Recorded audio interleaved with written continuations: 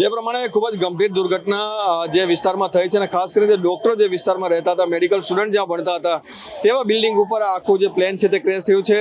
આપણી સાથે પણ મેડિકલ સ્ટુડન્ટ છે, એ જણાવશો કેટલા મિત્રો અથવા આપણા જે કલીગ્સ જે છે જે રહેતા હતા અને અભ્યાસ કરતા હતા? અભ્યાસ એટલે સામેની હોસ્ટેલમાં જેટલા બી હતા એટલે અડધા ડૉક્ટર બી હતા અને અડધા નર્સમાં બી હતા, બરાબર. પ્લસ બહારની કન્ટ્રીથી અંદર જે બી ડૉક્ટરો હતા, મારા ફ્રેન્ડ સર્કલમાં બી એક હતા અંદર, અને એમને કોલ, એ લોકો અત્યારે બહાર છે, અંદર હતા નહીં, બરાબર.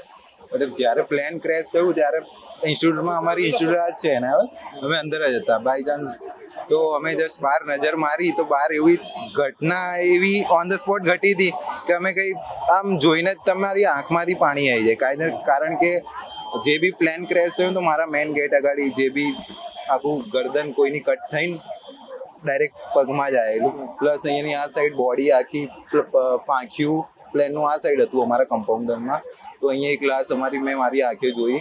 પ્લસ લાશ તમે ઓળખી બી ના શકો, એનો ફેસ તમે એટલે જજ બી ના આ કોણ છે એટલીસ્ટ. અચ્છા, એક ડૉક્ટર તરીકે, મેડિકલ સ્ટુડન્ટ તરીકે પણ આપણે જ્યારે એવું થતું કે આપણા મિત્રો અહીંયા રહેતા છે, ચિંતા પણ થતી છે આપણા મિત્ર ડૉક્ટરોને ભણતા છે ત્યારે? ચિંતા તો થાય, પણ હવે જે ઘટના થઈ ગઈ એમાં તો કંઈ ચેન્જ આપણે કરી શકવાના છે નહીં. એટલું જ કહીશ, આપણે special thank to army, police and જેટલી બી ફોર્સ છે, એમ્બ્યુલન્સ વાળા, બધાના સેલ્યુટ કરીએ છીએ આપણે. અચ્છા, તમે બાજુમાં રહો છો, તમારા ગાર્ડનની અંદર આ વસ્તુ જોવા મળી રહી છે. એટલે આમાં શું થયું હતું સર, આ બધું થયું ને તો અફરાતફરી બહુ મચી ગઈ હતી.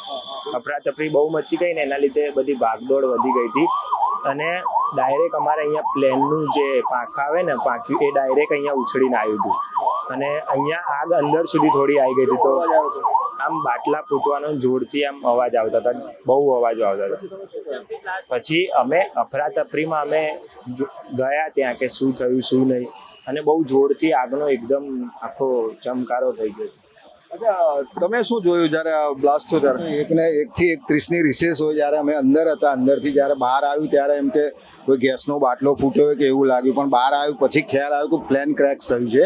એક બુલેટ તો કૂદીને અહીંયા આવી ગયું છે, અને ઘણું બધી અફરાતફરી. આપણને એમ લાગે કે કંઈ મોટું એ થયું હોય, આતંકવાદી હુમલો કે જે પણ આપણે માનીએ, પણ પછી ખબર પડી કે ભાઈ પ્લેન ક્રેશ થયું છે. તમારા જેટલા વર્ષો થયા છે, એ દરમિયાન તમે કોઈ દિવસ સાંભળ્યું હતું પ્લેન અમદાવાદમાં ક્રેશ થયું? ના, એકવાર મેં નાનો હતો ત્યારે સાંભળ્યું હતું, 74ની અંદર આંબાવાડી કંઈક ત્યાં થયું હતું. એ તો પેપરમાં આવતું હતું ત્યારે. તો હું આટલું મોટું, એ તો હવે એ વખતે હું 9 વર્ષનો હતો ત્યારે મને પણ મારા ફાધરને લોકોએ કીધેલું ને સમજાવેલું કે આવું થયેલું એમ.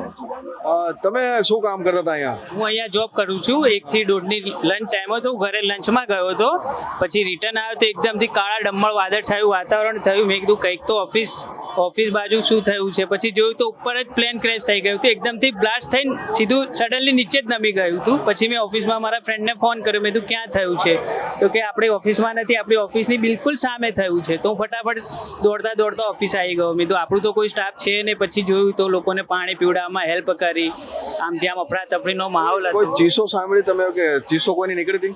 ચીસો જેવું કઈ આવ્યું ને, એકદમથી વાદળ છાયું, એવું કાળું ડામણ વાદળ છાયું વાતાવરણ જેવું હતું. કઈ અવાજ આવ્યો, એકદમથી એવો અવાજ આવ્યો કે આપણે અંદરથી ગભરામણ થાય કે આ શું થઈ ગયું હશે. જિંદગીમાં ફર્સ્ટ વાર મેં જોયું છે મારી આંખે.